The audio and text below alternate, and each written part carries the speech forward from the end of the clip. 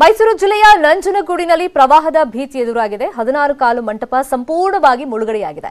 ರಭಸವಾಗಿ ಹರಿಯುವಂತ ನದಿಯಲ್ಲಿ ಪುಣ್ಯ ಸ್ನಾನವನ್ನ ಮಾಡ್ತಾ ಇದ್ದಾರೆ ಭಕ್ತರು. ಇಂಥ ಟೈಮ್ನಲ್ಲಿ ಮಾಡಬೇಡಿ ಅಂತ ಸಲಹೆ ಕೊಟ್ಟರು ಕೂಡ, ಅಧಿಕಾರಿಗಳು ಅಲ್ಲಿ ನಿರ್ಬಂಧವನ್ನ ವಿಧಿಸಿದ್ರು ಕೂಡ ಅಲ್ಲಿ ಸಿಬ್ಬಂದಿ ಇರ್ತಾರೆ, ಸೆಕ್ಯೂರಿಟಿ ಗಾರ್ಡ್.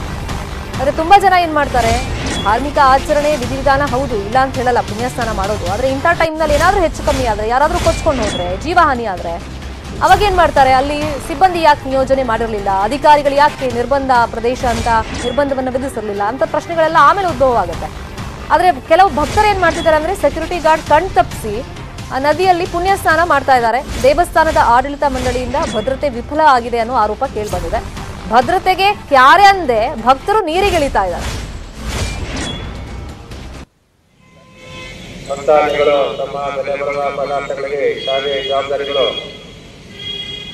ನೋಡಿ, ಅಲ್ಲಿ ಆಕ್ಚುಲಿ ಅನೌನ್ಸ್ಮೆಂಟ್ ಅನ್ನು ಮಾಡಿ ಕುರಿ ಮೇಕೆ ಸಾಕಾಣೆ ಮಾಡಿ ವರ್ಷಕ್ಕೊಂದು ಕೋಟಿ ಸಂಪಾದನೆ ಮಾಡ್ಬೇಕಾ? ನಂಬಲ್ಲಲ್ಲ. ವರ್ಷಕ್ಕೆ 3 ಕೋಟಿ ಸಂಪಾದನೆ ಮಾಡೋರು ಹೇಳ್ಕೊಟ್ರೆ ಮತ್ತೆ ಯಾಕೆ ತಡ ಮಾಡ್ತಿದ್ದೀರಿ? ಫ್ರೀಡಮ್ ಆಪ್ ಡೌನ್ಲೋಡ್ ಮಾಡಿ ಇದ್ದಾರೆ.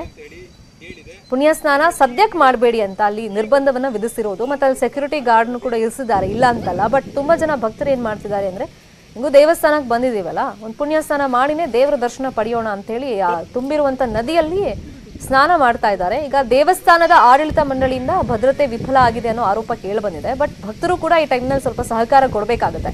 ಭದ್ರತೆಗೆ ಕ್ಯಾರೆ ಅನ್ನದೇ ಈ ತರ ಭಕ್ತರು ನೀರಿನಲ್ಲಿ ಇಳಿತಾ ಇದ್ದಾರೆ, ಪುಣ್ಯ ಸ್ನಾನ ಮಾಡ್ತಾ ಇದ್ದಾರೆ. ಇದೇ ವಿಚಾರವಾಗಿ ನಮ್ಮ ಪ್ರತಿನಿಧಿ ದಿವ್ಯೇಶ್ ಗ್ರೌಂಡ್ ರಿಪೋರ್ಟ್ ಕೊಟ್ಟಿದ್ದಾರೆ.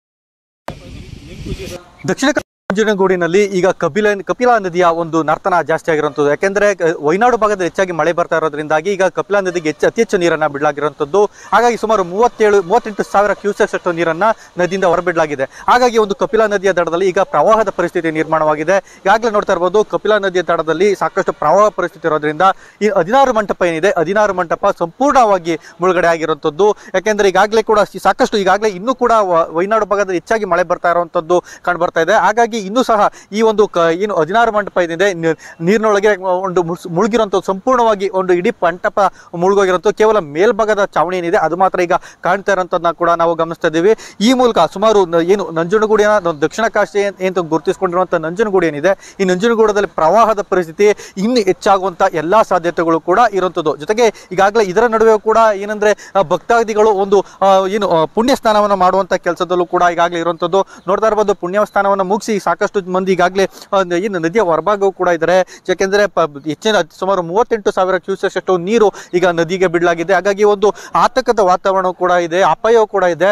ಆದರೂ ಸಹ ಯಾರು ಸಹ ಈ ಒಂದು ನದಿಯಲ್ಲಿ ಸಹ ಸಾರ್ವಜನಿಕರು ಒಂದು ಪುಣ್ಯ ಸ್ನಾನವನ್ನು ಮಾಡುವಂತ ಕೆಲಸವನ್ನ ಮಾಡಲಾಗ್ತಿರುವಂಥದ್ದು. ಅಪಾಯವನ್ನು ಕೂಡ ಲೆಕ್ಕಿಸದೆ ಪುಣ್ಯ ಸ್ನಾನವನ್ನ ಮಾಡುವಂತ ಕೆಲಸಕ್ಕೆ ಈಗಾಗಲೇ ಮುಂದಾಗ್ತಿರುವಂಥದ್ದು. ಜೊತೆಗೆ ಈಗಾಗಲೇ ಸಾರ್ವಜನಿಕರಿಗೆ ಈಗಾಗಲೇ ಮುನ್ಸೂಚನೆ ನೀಡಿರುವಂಥದ್ದು.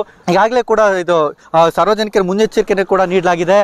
ಸಾರ್ವಜನಿಕರು ಯಾವುದೇ ಕಾರಣಕ್ಕೂ ಇಲ್ಲಿ ಬರಬಾರ್ದು, ಪುಣ್ಯಸ್ಥಾನಗಳನ್ನ ಮಾಡಬಾರ್ದು ಅಂತ ಹೇಳಿ ಸಾಕಷ್ಟು ಮುನ್ನೆಚ್ಚರಿಕೆ ಕ್ರಮವನ್ನು ಕೂಡ ನೀಡಿರುವಂಥದ್ದು. ಆದರೆ ಇಲ್ಲಿ ಸಾರ್ವಜನಿಕರು ಬಂದು ಇಲ್ಲಿ ಪುಣ್ಯಸ್ನಾನ ಮಾಡುವಂಥದ್ದು, ಜೊತೆಗೆ ಇಲ್ಲಿ ಒಂದು ರೂಲ್ಸ್ಗಳನ್ನ, ಇಲ್ಲಿ ನೀಡಿರುವಂತಹ ಒಂದು ಸೂಚನೆಗಳಿಂದ ಅವುಗಳನ್ನ ಬ್ರೇಕ್ ಮಾಡುವಂಥ ಕೆಲಸವನ್ನು ಕೂಡ ಸಾರ್ವಜನಿಕರು ಮಾಡ್ತಾ ಇರೋದನ್ನ ಇಲ್ಲಿ ಗಮನಿಸಿರುವಂಥದ್ದು. ಒಟ್ಟಿನಲ್ಲಿ ಜಿಲ್ಲಾಡಳಿತ ಇಲ್ಲಿ ಆಗ್ತಿರುವಂಥ ಲೋಪಗಳನ್ನ ಗಮನದಲ್ಲಿ ಇಟ್ಕೊಂಡು ಇಲ್ಲಿ ಹೆಚ್ಚಿನ ಒಂದು ಸೆಕ್ಯೂರಿಟಿನ ಹಾಕಬೇಕು. ಜೊತೆಗೆ ಇಲ್ಲಿ ಮುಂದೆ ಆಗುವಂಥ ಅನಾಹುತಗಳನ್ನ ತಪ್ಪಿಸುವ ನಿಟ್ಟಿನಲ್ಲಿ ಒಂದು ಕ್ರಮವನ್ನು ಕೈಗೊಳ್ಳಬೇಕು ಅನ್ನೋದು ಕೂಡ ಇಲ್ಲಿ ಸ್ಥಳೀಯರ ಒತ್ತಾಯ ಕೂಡ ಆಗಿರುವಂಥದ್ದು. ವರದಿಯೊಂದಿಗೆ ದಿವ್ಯಶ್ರೀ, ನ್ಯೂಸ್ 18 ಕನ್ನಡ, ಮೈಸೂರು.